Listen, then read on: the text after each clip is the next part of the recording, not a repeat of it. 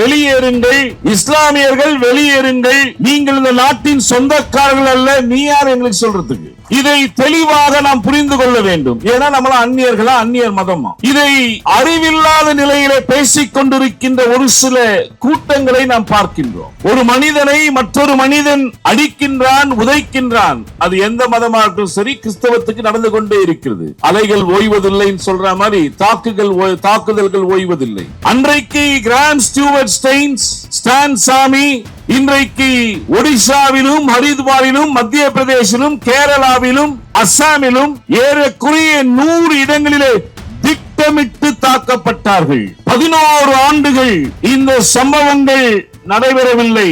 11 ஆண்டுகள் கழித்து பிரதமர் வழிபட செல்லுகிறார். 11 ஆண்டுகள் கழித்து தாக்குதல்கள் நடைபெறுகிறது. என்ன இது? எனக்கு புரியல. இது திட்டமிட்டு செய்யப்படக்கூடிய தாக்குதல்கள் என்பதை நான் வலியுறுத்த விரும்புகின்றேன். கிறிஸ்தவர்கள் அமைதியாக இருக்கவும் தெரியும். கிறிஸ்தவர்கள் எழுந்து நின்றார்கள் என்று சொன்னால் அவர்களுக்கு இப்படியான ஒரு எதிர்ப்புகளை தெரியப்படுத்தவும் தெரியும்.